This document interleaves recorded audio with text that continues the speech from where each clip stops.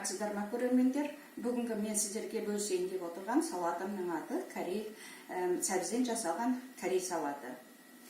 Корей салатына 1 килограмм сәбіз, 2 ас қасық қант, 1 чай қасықпен қызыл бұрыш, 1 чай қасықпен паприка, 1 чай қасық кориандр, жарты чай қасық тұз, 100 литр су май, 1 ас қасықпен уксус құямыз.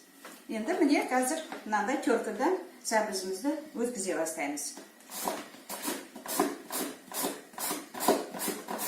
Бұл сәбіз жалпы Кореядан келген жоқ. Бұл Корея сәбіз Кореяда өспейді. 13 ғасырда бұл Европадан Ресей жеріне келеді. Ал 46 жылы көп кореецтер Ташкентке көшіп келеді. Ташкентте Пекин капустасы жоқ, сондықтан кореецтер сәбізден салат жасай бастайды. Міне тарихы осыда шығып отыр. Жаңа мен сіздерге қосатын заттарды айтқан кезде чеснок ұмытып кеттім. Чеснок мынадай 4 тал, бас емес 4 тал чеснокты тазалап аласыздар да. Міне мына чеснокты шығаратын, или ұсақтап турап жіберулеріңізге де болады. Мен чеснокты мына чесноковый выжималкамен шығарам. Мұсты турады. Міне сәбізіміз дайын. Енді қазір қантымызды саламыз.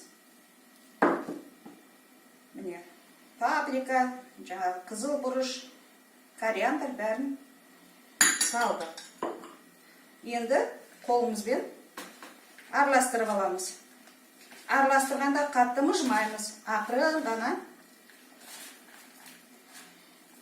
араластырамыз қолымызбен.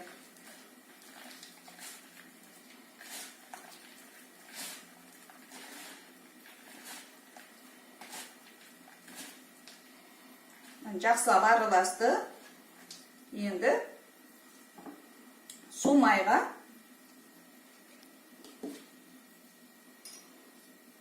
бір ас қасық уксусымызды құямыз. Су майымызға араластырып жібереміз.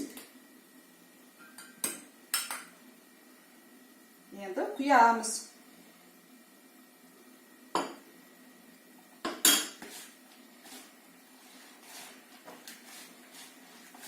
Араластырамыз.